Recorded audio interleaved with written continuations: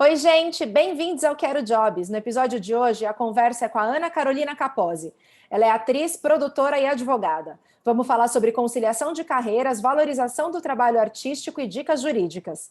Então fica aqui até o final e se você gosta do nosso conteúdo, curte o vídeo. Aproveita e se inscreve no canal para não perder nenhuma novidade. Isso ajuda muito a nossa missão de que cada vez mais o nosso conteúdo chegue a mais pessoas.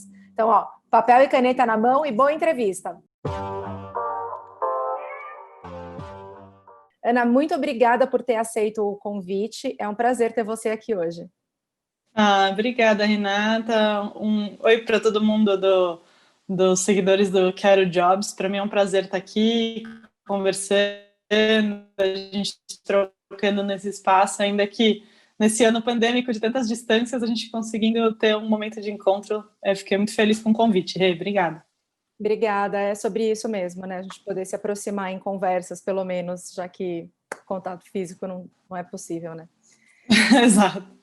Ana, eu fiquei muito interessada pela tua trajetória, justamente porque você consegue, de uma maneira bem-sucedida, parece, conciliar essas duas áreas, né? E eu queria primeiro saber da tua trajetória como artista, assim, como é que foi, você já foi indicada a prêmios, né, como atriz coadjuvante, o Prêmio Aplauso Brasil, pela peça Montanha Russa. Então, eu fiquei muito interessada de saber como é que foi que você começou. Você tem uma companhia hoje, eu queria que você falasse mais dela hoje também, enfim, como é que vocês estão... como é que vocês começaram, como é que vocês estão lidando hoje com esse momento? Eu queria que você contasse um pouco. Tá bom. Eu comecei teatro bem pequenininha, eu comecei na escola mesmo, desde sempre, estou fazendo curso. Eu acho que esses ambientes da gente começar em espaços de formação, né? Tem gente que começa na escola, com um curso livre, eu já ouvi falar de gente que começou a fazer teatro na igreja, então, assim, eu acho que vale tudo para entrar num ambiente e começar a mergulhar no universo, né? Eu comecei a fazer na escola, depois eu fui para o Emílio Fontana, eu fiz meu primeiro curso mais dentro do mercado mesmo, lá no Teatro Ruth Escobar, que, aliás, passou por um processo super difícil esse ano, quase teve que abrir mão, né, do espaço, mas eu acho que eles estão conseguindo reverter isso agora, um espaço histórico, inclusive, de resistência contra a ditadura. E então eu comecei no mercado, comecei meu curso ali com o Emílio Fontana, depois mais tarde fui fazendo alguns cursos livres no Célia Helena, até que eu decidi fazer a formação mesmo. Me formei pelo Célia em 2012 e desde então venho atuando profissionalmente na área como professora de teatro e atriz.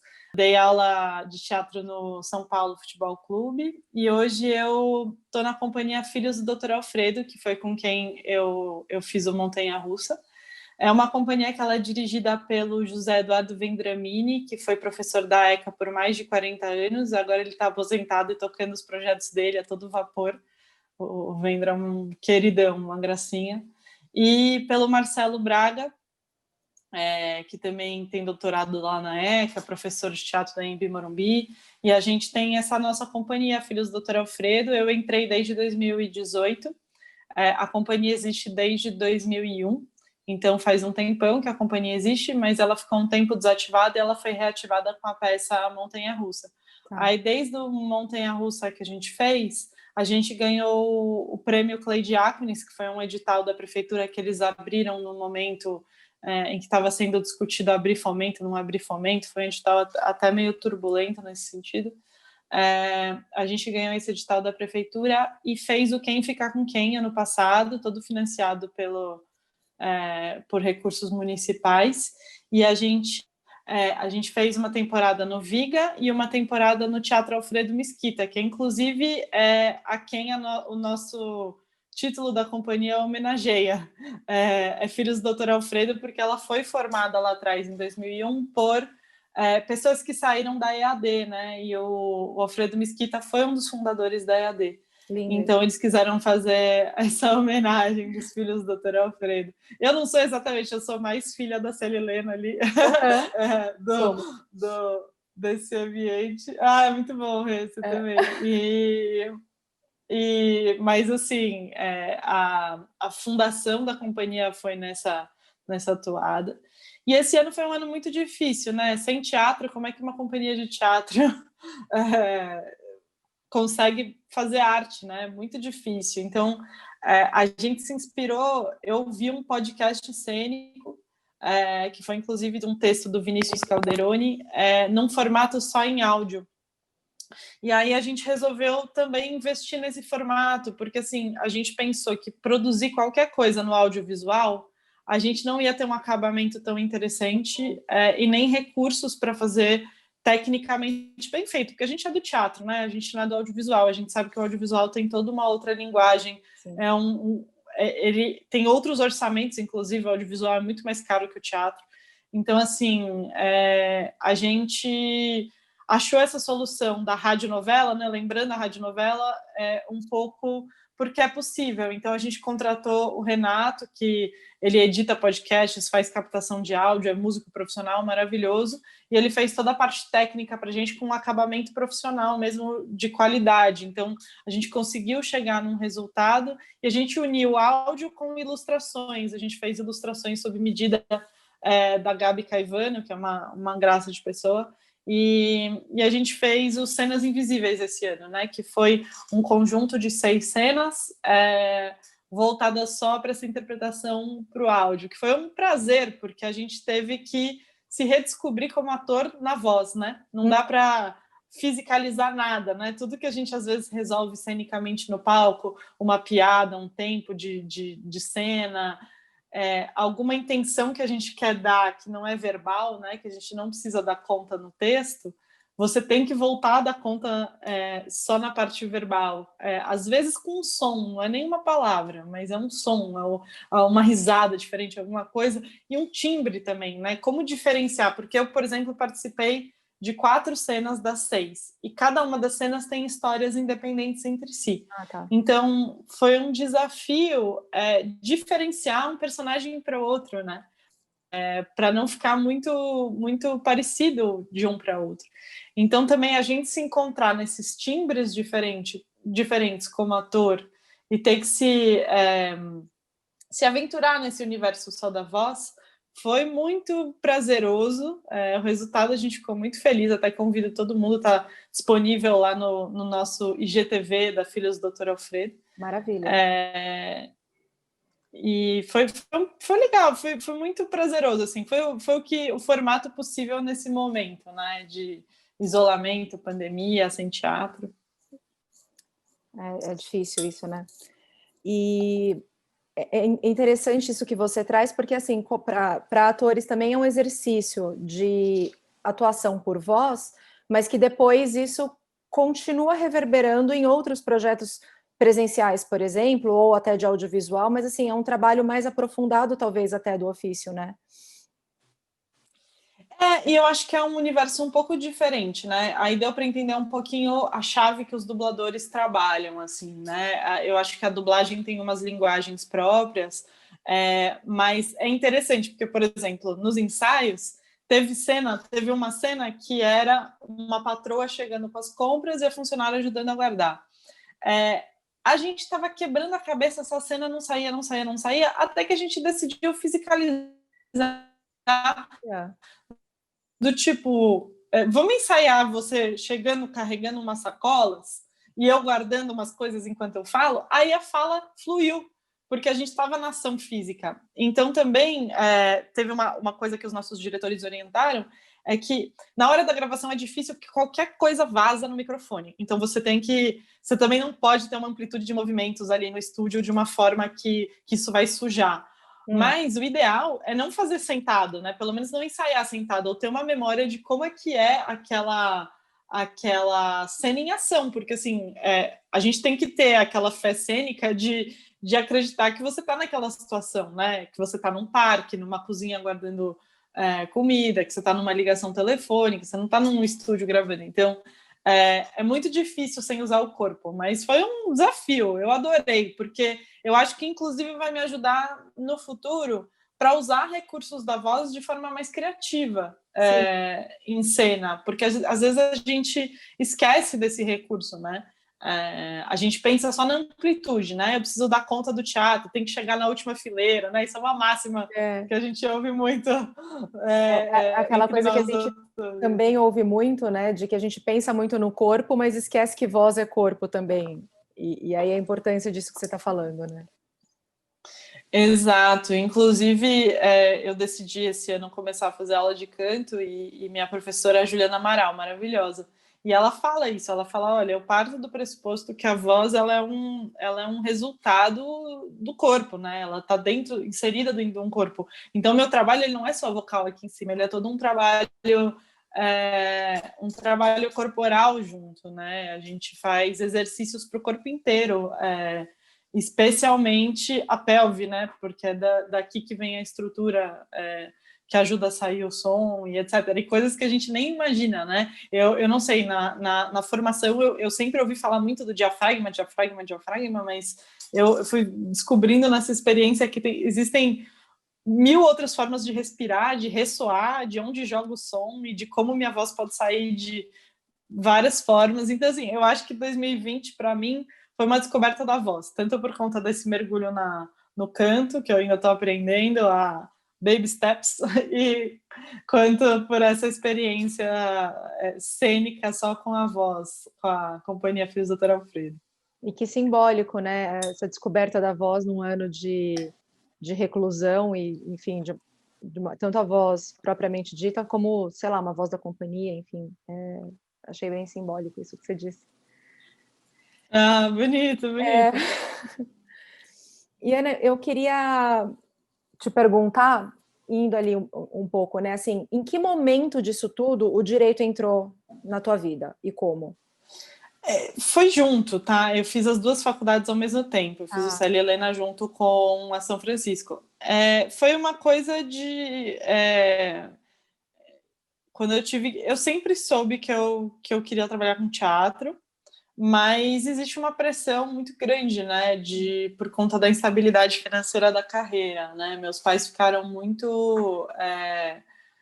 minha mãe, principalmente, muito preocupados na época em relação a adotar uma carreira artística e conseguir se manter financeiramente com ela. Hoje eu vejo muito que, na época, minha mãe não tinha muito contato, né? Minha mãe fez direito também, ela não tinha muito contato com o universo artístico para saber a infinidade de possibilidades que a gente tem, né? De se manter nessa profissão, seja trabalhando para alguma entidade, algum órgão cultural, algum museu, algum grande teatro, seja na produção, seja dando aula, seja com pesquisa acadêmica, seja com trabalhos artísticos. Então, assim, a gente tem um leque de coisas, né? A gente até estava comentando ontem que, inclusive, contratam atores para fazer prova de residência de medicina, as Eu achei simulações. interessantíssimo isso. Você tem amigos que fazem isso. Se você puder falar um pouquinho, porque eu achei muito maravilhoso.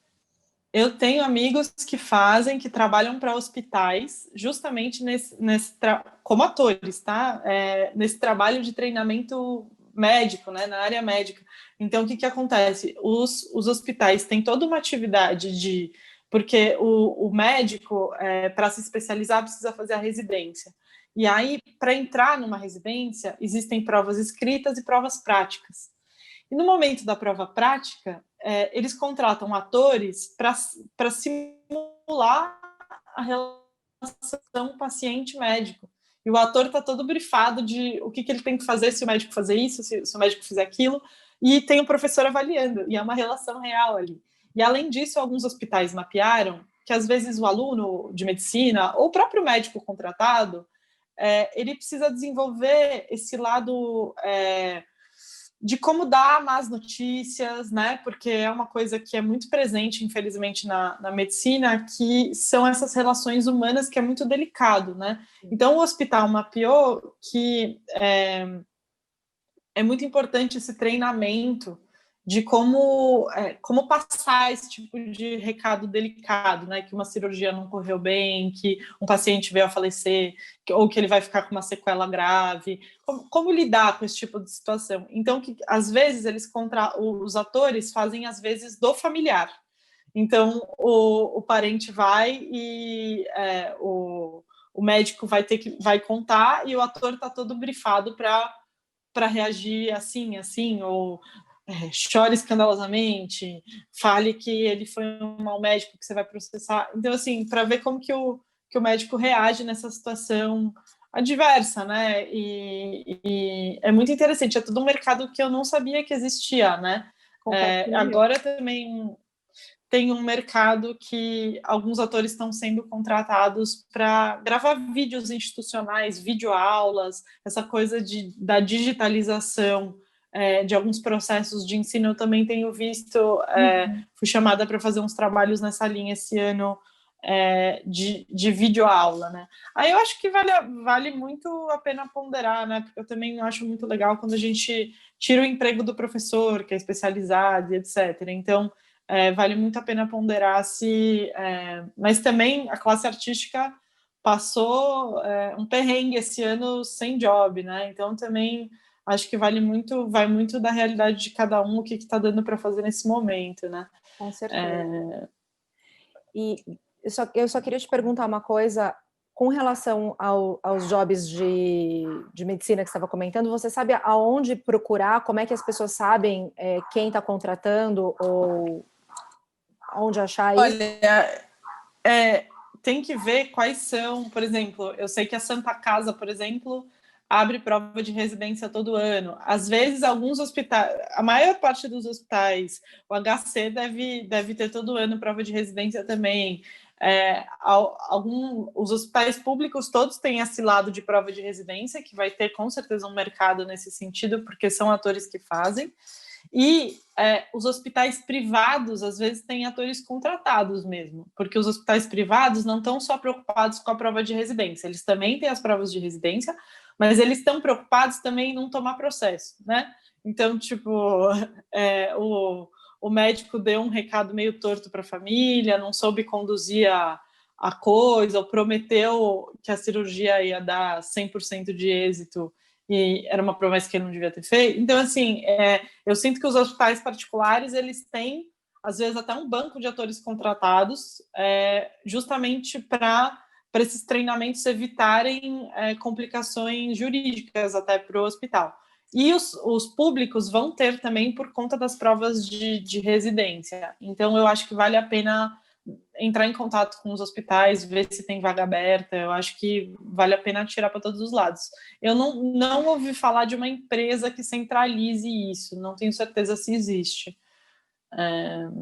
Mas vale a pena pesquisar que empresas que organizam as provas de residência ou ligar direto nos hospitais. Eu acho que é um mercado interessante. Com certeza. Obrigada pela dica. E, Ana, assim, hoje, quais são ou quem são as suas inspirações no que você faz? Minhas inspirações? Eu acho que no Brasil não tem como não falar da Fernandona, né? Fernanda Montenegro é a nossa maior atriz, assim, maravilhosa. Eu, em termos de teatro de grupo, eu fico muito impressionada, sou muito fã do Grupo Galpão e da Barca dos Corações Partidos, que eu acho que, em termos de teatro contemporâneo, assim, de coisas recentes, eles têm feito coisas arrebatadoras, assim, que pega na emoção lá dentro, né? Eles mexem com música, canto e textos, e eu vi até o Jackson do Pandeiro que eles lançaram online esse ano, né? Porque não deu, mas assim, a experiência online não substitui a presencial. Eu vou querer ver de novo presencialmente, com certeza, assim. Então, não sei, eu acho que a gente tem grandes atores nacionais e dramaturgos nacionais fantásticos, e eu sempre busco me inspirar neles, assim. E indo aqui, né, a gente recebeu uma pergunta na caixinha de perguntas lá no Instagram do programa, que é @programa Quero Jobs, para quem quiser mandar nas próximas. Eu achei uma pergunta bastante, enfim, instigadora, né? Vamos lá. Você acha que ter duas profissões tão distintas te faz menos atriz ou menos advogada? Polêmico. Não, eu não acho, assim, quando eu vejo atores das antigas falarem, principalmente no Persona em Foco, né, que é um programa da TV Cultura tão legal que eu super recomendo. Agora eles estão abrindo um pouco mais para não só ser do teatro, né, que é uma pena, mas é um baita programa para quem quer ouvir histórias e se inspirar, né? Para estar nesse meio artístico tem que ter resiliência, né? Porque o fluxo financeiro ele vem, ele vai, né? Então assim, ano passado a gente estava com um baita edital, com a prefeitura financiando tudo na companhia. Esse ano a gente está fazendo um projeto online que sequer a gente consegue receita de bilheteria, né? Com isso, então ele é um mercado de instabilidade muito grande, né? A gente tem os jobs, faço vários testes ao longo do ano, mas a gente tem são vários nãos na carreira, né? A gente ouve sempre essa história dos nãos, nãos, nãos, e aí entra um sim de vez em quando. Então, eu acho as carreiras compatíveis, né? O que eu faço eu sempre, quando eu entro num trabalho relacionado a direito, eu negocio para ter flexibilidade de horários para conseguir pegar trabalhos como atriz em conjunto, né? Ou peço uma licença do trabalho do direito para enquanto está durando o trabalho do teatro, porque os trabalhos do teatro eles vêm e vão, né? Eles vêm, começam e terminam, ele não é um trabalho perene, né? Eles são jobs, né? Então, eu acho absolutamente conciliável. E eu também, é importante falar, e não sei se ficou claro na última explicação que eu dei, que eu sou advogada da área da cultura, né? Eu trabalho com direitos autorais, leis de incentivo, editais, então é o mesmo universo, né? Eu acho diferente se eu fosse, por exemplo, advogada do mercado imobiliário, né? Que é um mercado que não tem uma conexão. Eu já fui para um caminho. Eu trabalhei no Teatro Municipal, trabalho sempre com casos de direito autoral e vinculados à cultura. Então, assim, hoje minha subsistência é da área da cultura inteira, seja via casos do direito, seja via jobs do teatro e das artes cênicas. Então, assim, eu acho que conversa. Eu não sinto que uma profissão prejudica a outra. É só um xadrez para você conciliar e organizar bem seu tempo, né? E também não dá para pegar jobs de direito que são aquelas coisas que ocupam seu dia inteiro, que você não consegue ter vida. Você trabalha das 9 da manhã às 10 da noite. Esse tipo de trabalho nunca vai ser conciliável até com vida pessoal e lazer, né? Esse tipo de trabalho que às vezes existe muito no mundo do direito. Então, eu já me afastei disso desde que eu me formei, sabe? Eu sempre preferi trabalhos que te permitam ter qualidade de vida e te permitam conciliar. Então, eu acho que é um pouco isso. Eu tenho amigos atores que têm outras profissões também. Eu até conversei um pouco com a Rê ontem. Eu nunca falei isso para a Elô, mas eu vejo muito um modelo assim na Elô Sintra, que é uma grande atriz brasileira, que ela é uma das sócias da Pombo Correio, que é uma das melhores assessorias de imprensa que tem hoje voltada para teatro. E ela concilia essas duas carreiras dela, como jornalista e assessora de imprensa, e como grande atriz que ela é, né? E a Elô sempre está em trabalhos artísticos fantásticos, peças super grandes. E então eu levo ela um pouco como modelo, assim, profissional. Sensacional.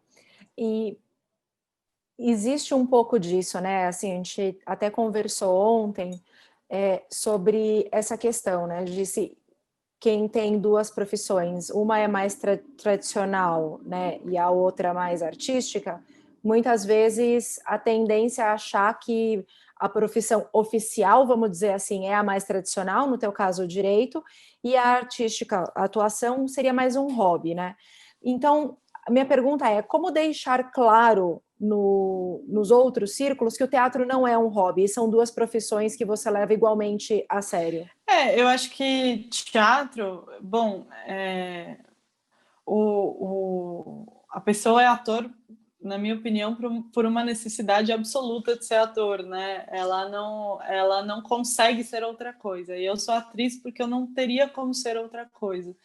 Então eu tenho uma necessidade intrínseca de estar no palco e de estar no meu ofício artístico e eu não vou abrir mão disso nunca.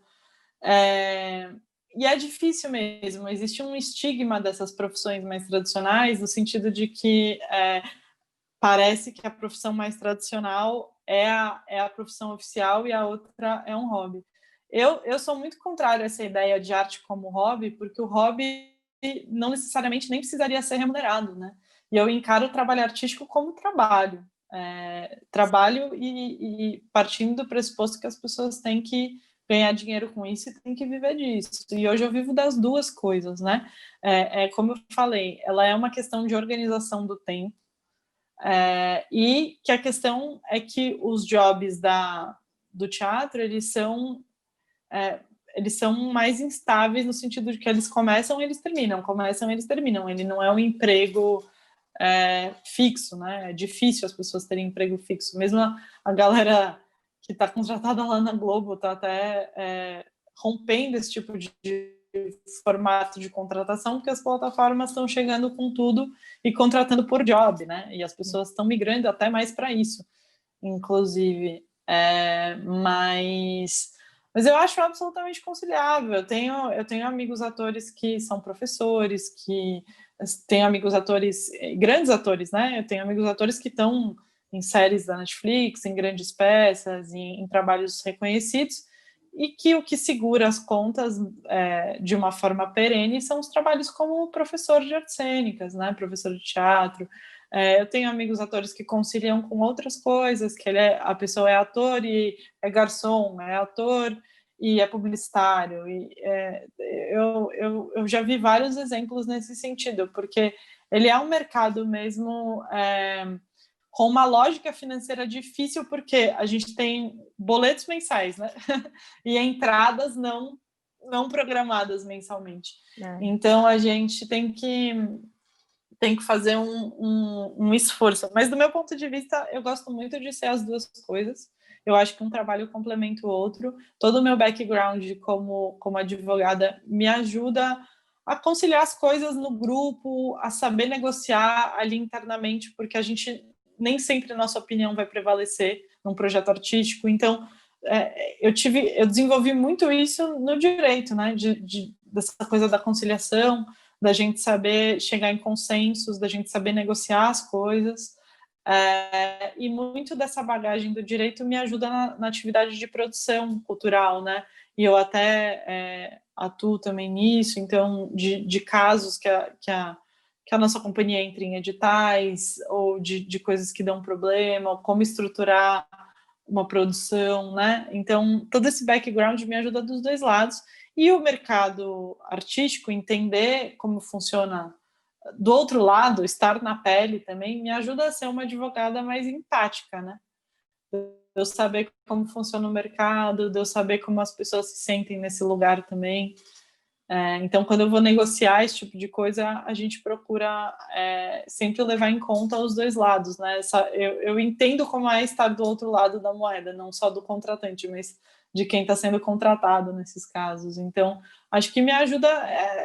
É uma profissão, são duas profissões da área de humanidades, né? E todas da área da cultura. Então, o que eu penso hoje é que eu vivo da cultura, seja ou advogando para projetos culturais e ajudando os projetos culturais saírem do papel, seja atuando como atriz ou produtora nos meus próprios projetos, ou em projetos de terceiros também, isso acontece. Perfeito. Enfim, é algo para se admirar. E indo aí um pouco, né, para o lado que você falou agora dos projetos, e eu queria entrar um pouco com você, se a gente pode fazer assim uma pincelada ou falar em linhas gerais, porque eu sei que não dá para entrar em especificidade, porque cada caso é um caso, né?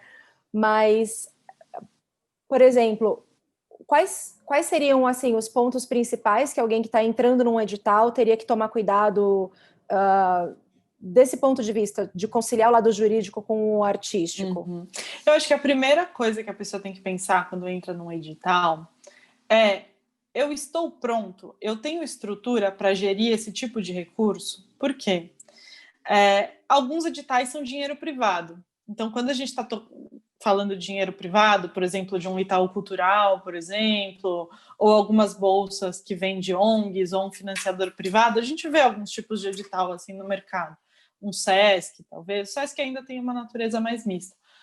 Mas é uma prestação de contas diferente do que eu usar dinheiro público. Quando eu estou usando dinheiro público, seja por Lei Rouanet, seja por PROAC, seja PROMAC, os editais aqui, aí estou falando muito de São Paulo, né? Os editais do Zé Renato, Fomento e etc. Isso exige toda uma organização, porque a forma como você gasta esse dinheiro está prevista. Você tem que gastar de uma conta corrente específica, de uma forma específica. Às vezes tem que ser um cartão de débito que você consegue demonstrar a conciliação bancária do que você gastou versus como você demonstra isso. Você tem que ter toda uma estrutura de emitir as notas dentro do prazo certo, todos esses serviços têm que estar justificados com a nota, conforme o orçamento que foi aprovado no edital. Você tem que demonstrar, depois que você cumpriu tudo que você prometeu no edital de metas e objetivos, e número de apresentações. Então, assim, você tem que ter borderos organizados, você tem que ter matérias de imprensa para demonstrar que foi realizada a temporada mesmo, você tem que ter fotos, filmagem do espetáculo. Então, assim, a primeira recomendação que eu faço quando você entra no edital, entenda se você tem estrutura para entrar ou não, porque eu já vi muito problema depois, na hora de prestar conta. Porque eu não sabia que era para gastar o dinheiro dessa forma. Eu acabei fazendo um pagamento que estava fora do período de execução do edital. Tudo isso depois significa que às vezes esses recursos pequenininhos que você gastou de uma forma errada, ou eu peguei o dinheiro da conta do projeto, transferi inteira para minha conta do Itaú e gastei da minha conta do Itaú. Então você perde essa coisa de controle. Então, assim, muita gente erra na forma, porque não tem a estrutura ou não está habituado a gerir esse tipo de dinheiro. E tem burocracia, gente, tem burocracia, especialmente quando a gente vai lidar com dinheiro público, haja burocracia. Desculpa te interromper, mas quais são as consequências nesses casos que por exemplo, a pessoa não prestou atenção, o que gera de consequência nisso? Então, você pode ter uma reprovação da prestação de contas, né? Uma rejeição. E aí, nesse caso, você vai ter que ser obrigada a devolver uma parte dos recursos. Então, por exemplo, eu não tenho nota para tais e tais rubricas que eu gastei. Então, você vai ter que devolver isso. Só que qual que é o problema? Quando o órgão público geralmente analisa a sua prestação de contas, já passou 7 anos da data que você prestou conta. Então, quando ele pede para você devolver 30 mil reais, ou 10 mil reais, ou 5 mil reais, esses 5 mil reais incide correção monetária, juros, multa e etc. E aí você vai pagar o triplo lá na frente. Então, às vezes é uma coisa pequena que vai virando uma bola de neve pela incidência da correção monetária, né? E nos casos mais graves, se a pessoa não conseguir comprovar que ela realizou aquilo que ela prometeu, ele pode até ter uma exigência de devolução total dos recursos do projeto, que são os casos mais graves. Então, assim, a pessoa que não está preparada para prestar as contas, entender, porque cada edital varia, né? Às vezes tem um edital que não te pede para você entregar todas as notas fiscais do projeto, mas para você guardá-las. E caso tenha alguma irregularidade, ele pede para você... Então, assim, o importante, gente, quando a gente for lidar com o edital, lê bastante o edital. Fala, eu sei que é chato, mas eu tenho condição de cumprir essas regras depois? Como é que funciona a prestação de contas depois? Eu tenho uma empresa, tenho um contador que vai me ajudar a emitir essas notas todas. Então, pensar um pouquinho nisso, porque às vezes vale a pena. Tem vários cursos no mercado que ensinam a entrar em edital, gerir edital. Às vezes vale a pena você procurar uma formação antes ou contar com profissionais do mercado. Então, bom, eu achei um contador que é massa, que é da área da cultura mesmo, que entende esses editais, vou seguir com ele, que eu acho que ele vai conduzir isso de uma boa forma. Ou, eu vou contratar uma pessoa que vai se responsabilizar por prestação de contas no meu projeto, que eu sei que tem bastante experiência nessa área. Então, assim, ou se cerque de profissionais que vocês têm muita segurança que vão te ajudar, ou você mesmo vai ter que mergulhar nas regras do edital, daquele tipo de de fomento que você está buscando. O risco é devolver esse tipo de valor com juros, correção, multa e etc. E, além disso, tem alguns tipos de penalidade que te impedem de usar recursos públicos por X anos. Tá. Então, assim, às vezes você fica inadimplente ali em relação a determinado órgão, seja o falecido MINC, né, que agora é uma Secretaria Especial de Cultura dentro do Ministério do Turismo, seja uma prefeitura, alguma coisa assim, e você pode tomar alguma sanção que te impeça de entrar em novos editais. Esses que são riscos também, além do prejuízo, né, financeiro. Então, vale a pena, sempre que a gente usar dinheiro público, tomar muito cuidado, fazer essa reflexão. Com certeza. E no campo de contratos, por exemplo, que isso que a gente falou é com relação a companhias, né, que vão entrar em editais, etc. Mas do lado dos atores, por exemplo, né, assim, alguns amigos às vezes perguntam coisas do tipo, vou entrar num job e tem um contrato aqui, e aí assim, a pessoa não sabe direito como analisar aquilo, né? Então, assim, a grande pergunta é, como saber se um contrato de um job te coloca numa roubada? Numa roubada, né?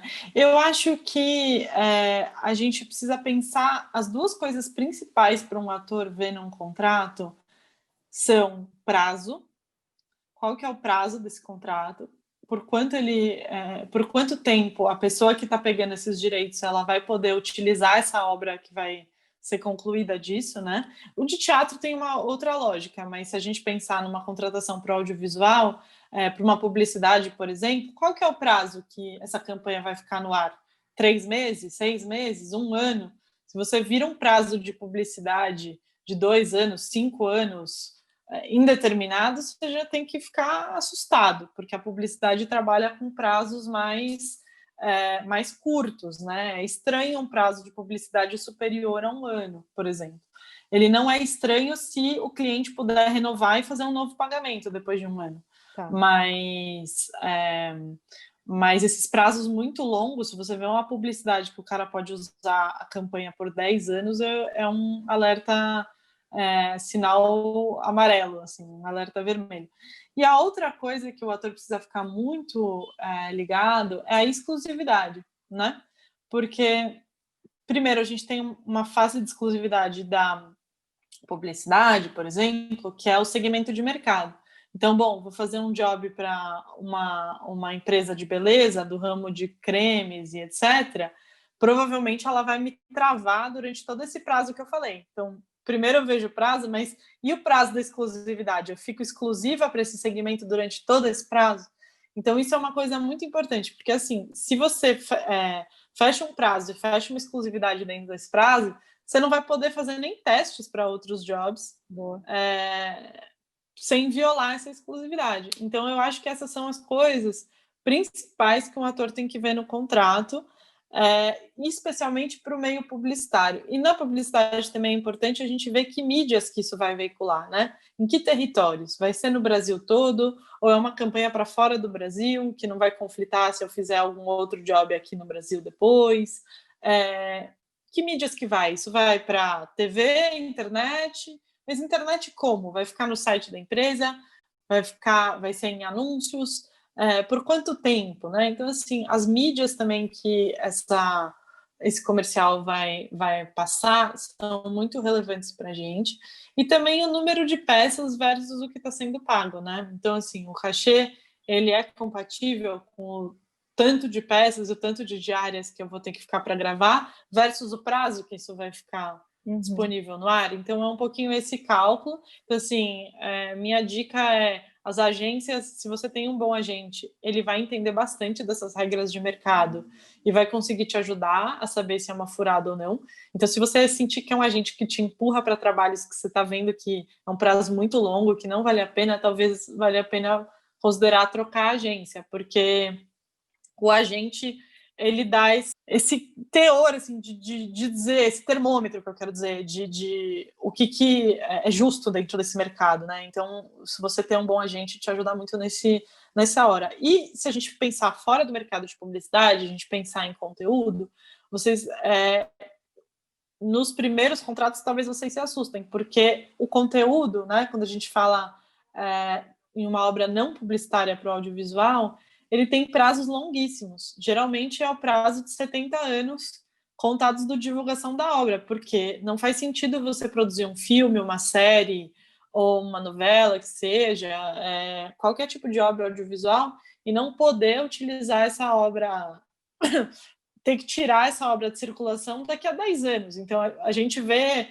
os grandes clássicos do cinema até hoje, né? Não faz sentido porque um filme tem mais de 100 anos de existência ou tem mais de 70 anos de existência que eu vou ter que tirar do mercado porque os contratos não me deixam. O mercado de conteúdo trabalha com prazos até a obra entrar em domínio público. Então, a minha recomendação de tomem cuidado com prazo para o mercado publicitário não vale a pena pensar da mesma forma para o mercado de conteúdo, né? Mas o que vale a pena pensar na mesma forma é a exclusividade. Então, qual que é a exclusividade que esse contratante para esse job de uma série, um longa, um curta, que seja, está me pedindo? Então, durante todo o cronograma de produção da obra, eu não vou poder trabalhar para mais ninguém? Qual que é o nível de prioridade ou exclusividade que eu tenho que dar para o trabalho dele? Porque geralmente quando a gente assina um contrato, a gente não tem clareza de quais vão ser as diárias específicas de gravação. Eles falam, vai gravar entre julho e agosto, vão ser 20 diárias. Então, assim, durante julho e agosto eu tenho que dar prioridade exclusiva para vocês vão ter prioridade sobre todos os outros meus compromissos de agenda, ou não? Eu posso conciliar, eu posso fazer uma peça de final de semana e gravar com vocês em horário comercial, sei lá.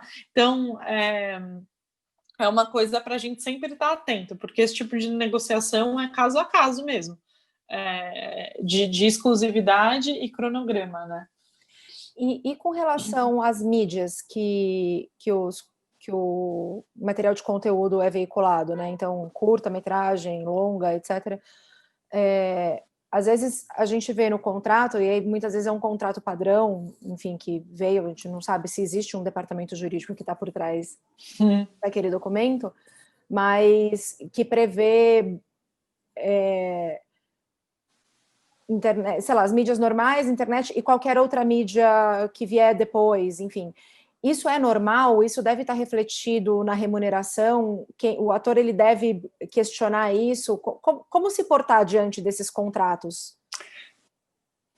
Olha, isso é normal, porque assim, o pressuposto da lógica do conteúdo, né, que não é o publicitário, é que essa obra tem que poder circular, né? Essa obra circular em todas as mídias, né? Então é normal vocês pegarem uma obra desse tipo de conteúdo e ver um clausulado robusto que pode ir para tudo, assim, para TV, para cinema, para exibição institucional, para internet, todas as modalidades de streaming, VOD, download, tem vários tipos de coisas ali dentro, né? O que vocês têm que dar uma pensada dá uma olhada ali se eles deixam usar a sua imagem para criar subproduto da série, da obra, chaveirinho, canequinha. Então, tem alguns contratos que prevêem isso. Então, esse é o tipo de mídia que tem que pensar se vocês estão de acordo ou não. E para obras derivadas, né? Ele pode usar a minha imagem para... ele gravou uma série, ele quer transformar isso num longa e vender como um longa. Ele pode fazer isso sem fazer um novo pagamento?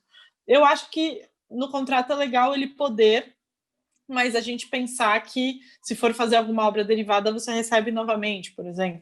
Então, assim, tem vários caminhos, isso tudo é negocial, mas é uma coisa para as pessoas ficarem atentas, né, sobre o que está sendo negociado ali.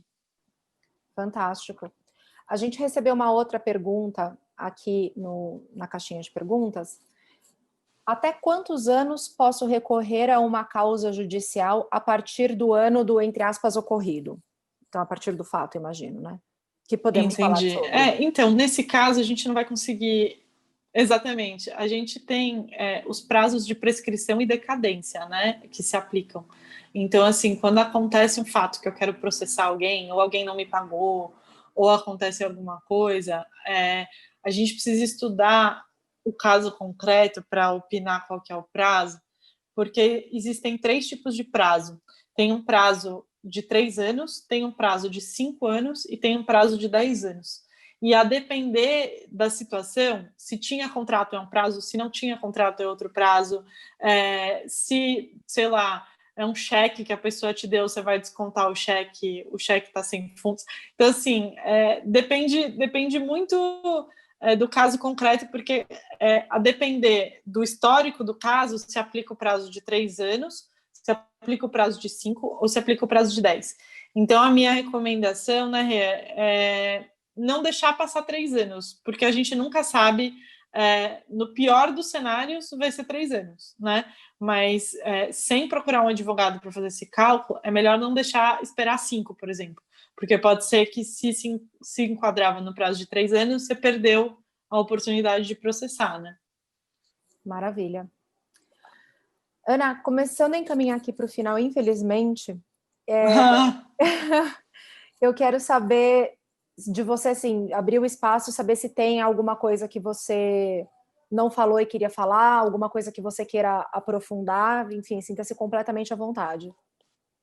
Eu até peguei uma frasezinha. A nossa companhia está estudando Tennessee Williams agora, né? Que o nosso próximo projeto vai ter Olha, relação com também o Tennessee. E tem um texto que eu recomendo para todo mundo, gente, que está estudando teatro, já está na área faz tempo e está trabalhando com isso, que chama A Catástrofe do Sucesso. O Tennessee fez uma baita reflexão, porque assim, o Tennessee era um cara que morava numa pensão, assim, super. O Tennessee teve todo um histórico, né? Porque o Tennessee era gay, num estado de Tennessee super conservador. Então, assim, ele tem toda uma história de vida super difícil. Sim. E ele subiu ao estrelato voando, assim, da noite para o dia. Ele saiu de uma pensão, de um quarto de pensão, para morar num hotel 5 estrelas em Manhattan. Então, ele escreve esse texto, A Catástrofe do Sucesso, um pouco na reflexão durante esse período de muito sucesso, ganhando muito dinheiro, né? E eu recomendo esse texto para todo mundo, assim, porque ele discute a questão do sucesso, ele discute o que foi toda essa transformação na vida dele, e tudo que a gente imagina que vai ser a reação dele em relação ao sucesso é o oposto.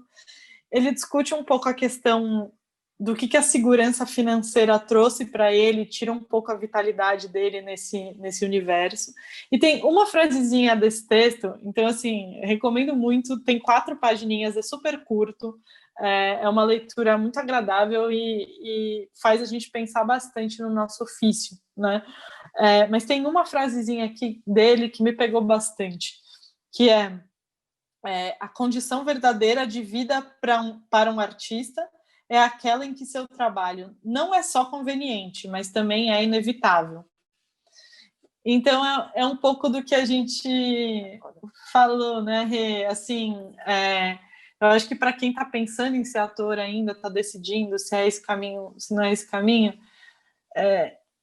assim, cara, se você vê um palco, se você olha um palco e fala, eu preciso estar nele, é uma coisa que vem de dentro que você não consegue explicar, eu acho que é um pouco isso que é o que te movimenta, porque é uma carreira dura, é uma carreira difícil, de muitos nãos, de muita rejeição, da gente tem que ter muita consciência sobre o nosso corpo, da gente se encaixar ou não nos padrões, a gente reflete sobre tantas coisas, e eu acho que é uma carreira que, no fundo, é isso. Venham para ela se ela for inevitável para vocês, assim. Porque uma coisa que o Darín fala, né, o Ricardo Darín, também é uma das minhas inspirações, ele virou esse grande sucesso mundial que ele mas numa entrevista dele, ele fala o seguinte, ele fala, olha, se a coisa da minha carreira não tivesse caminhado para esse lado, né, de ter tido uma grande projeção e trabalhos grandes no cinema e etc., eu certamente estaria em alguma companhia de Buenos Aires fazendo teatro de grupo, porque é isso que eu sei fazer e é para isso que eu exerço essa profissão, né? É isso que eu sou. Então, é uma reflexão que me vem, assim, eu acho que nós decidirmos o fazer artístico é uma coisa que vem da gente, assim, né? Que se for inevitável para vocês, venham, que é muito bom. Eu tenho uma última pergunta, um pouco inspirada pela sua última fala.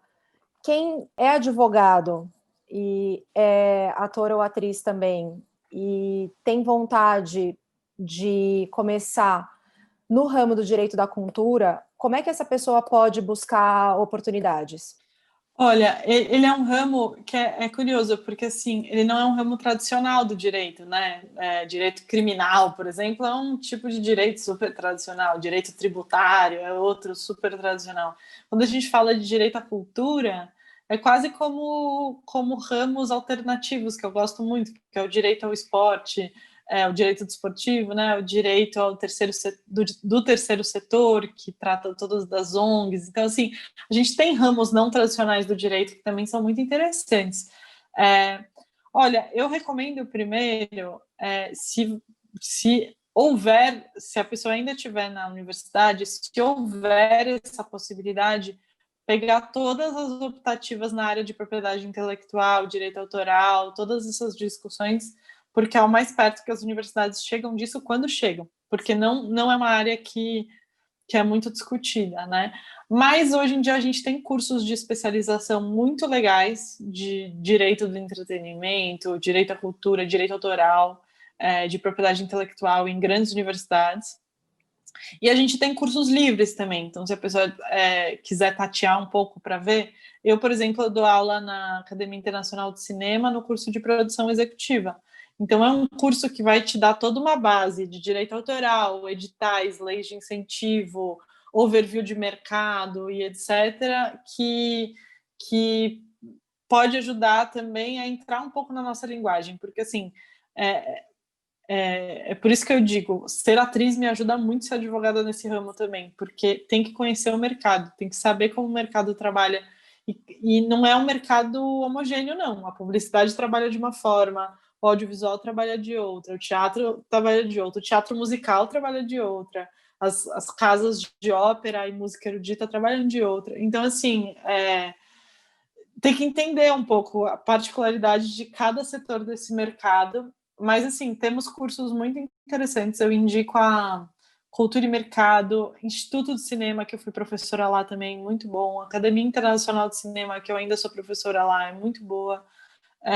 Temos cursos de mercado muito interessantes para quem quer se envolver, e quem quiser mergulhar mesmo, existem especializações, né? A GV tem uma especialização, tem um mestrado de Direito Autoral na São Francisco, a ESA tem um curso de Direito e Entretenimento, que é da professora Sônia, que coordena, que é muito legal.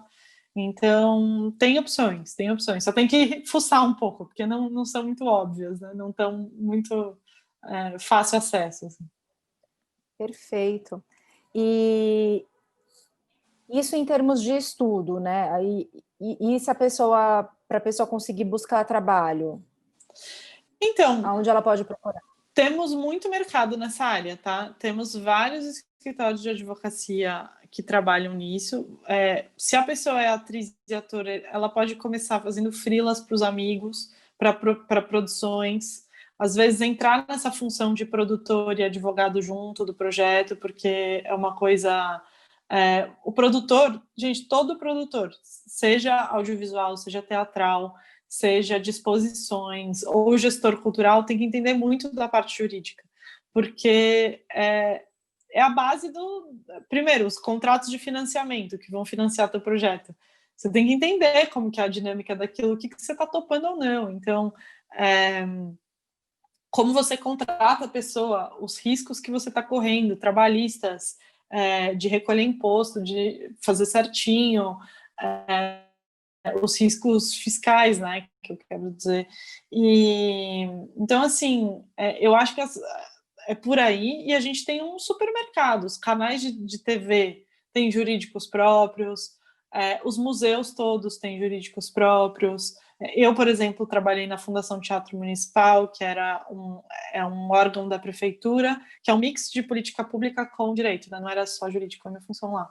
E a gente tem grandes equipamentos, tem grandes produtoras hoje, que provavelmente têm um jurídico interno, então temos grandes produtoras de musicais, de shows, de eventos, então assim, tem todo um mercado super interessante para trabalhar, e ainda bem, né, porque a cultura e a economia criativa no Brasil geram muito dinheiro.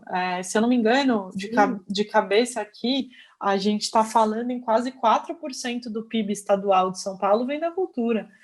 Então, assim, não é real também que a gente vive um mercado mambembe, sem dinheiro. A gente está sofrendo um momento bem difícil de secura de investimento do ponto de vista do governo federal, fechamento do MINC, a Ancine está parada também, então a gente está vivendo um momento muito ruim, mas me parece que é uma estratégia da gestão atual não olhar a cultura e criar empregos do setor da cultura como prioridade, né?